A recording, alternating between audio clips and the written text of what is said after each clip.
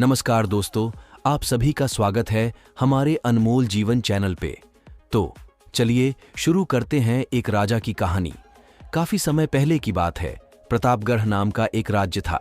वहां का राजा बहुत अच्छा था, मगर राजा को एक सुख नहीं था। वह यह कि उसके कोई भी संतान नहीं थी और वह चाहता था कि अब वह राज्य के अंदर किसी योग्य बच्चे को गोद ले ताकि वह उसका उत्तराधिकारी बन सके और आगे की बागडोर को सुचारू रूप से चला सके। और इसी को देखते हुए राजा ने राज्य में घोषणा करवा दी कि सभी बच्चे राजमहल में एकत्रित हो जाएं। ऐसा ही हुआ, सभी बच्चे एकत्रित हो गए। राजा ने सभी बच्चों को पौधे लगाने के लिए भिन्न भिन्न प्रकार के बीज दिए और कहा कि अब हम 6 महीने बाद मिलेंगे और देखेंगे कि किसका पौधा सबसे अच्छा होगा।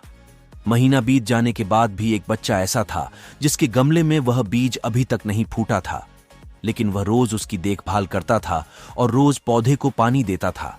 देखते ही देखते 3 महीने बीत गए। बच्चा परेशान हो गया।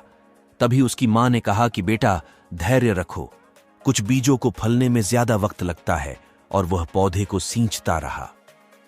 6 महीने हो गए। राजा के पास जाने का समय आ चुका था, लेकिन वह डर हुआ था कि सभी बच्चों के गमलों में तो पौधे होंगे और उसका गमला खाली होगा। लेकिन वह बच्चा ईमानदार था और सारे बच्चे राजमहल में आ चुके थे। कुछ बच्चे जोश से भरे हुए थे क्योंकि उनके अंदर राज्य का उत्तराधिकारी बनने की प्रबल लालसा थी। अब राजा ने आदेश दिया, सभी बच्चे अपने अपने गमले दिखाने लगे, मगर एक बच्चा सहमा हुआ था क्योंकि उसका गमला खाली था।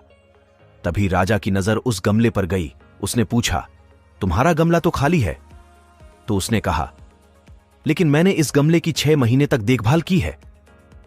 राजा उसकी ईमानदारी से खुश था कि उसका गमला खाली है, फिर भी वह हिम्मत करके यहां आ तो गया।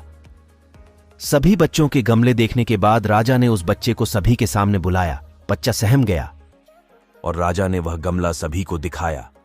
सभी बच्चे जोर से हंसने लगे। राजा ने कहा, शांत हो जाइए, इतने खुश मत होइए। आप सभी के पास जो पौधे हैं वो सब बंजर है। आप चाहे कितनी भी मेहनत कर ले, उनसे कुछ नहीं निकलेगा। लेकिन असली बीज यही था। राजा उसकी ईमानदारी से बेहद खुश हुआ और उस बच्चे को राज्य का उत्तराधिकारी बना दिया गया। लेकिन हमें इस कहानी से क्या सीखने को मिला? मेरे हिसाब से अपने अंदर ईमानदारी का होना बहुत जरूरी है। अगर हम खुद के साथ ईमानदार हैं तो जीवन के किसी न किसी पड़ाव में सफल हो ही जाएंगे, क्योंकि हमारी औकात हमें ही पता होती है। हम खुद को पागल बनाकर खुद का ही नुकसान करते हैं।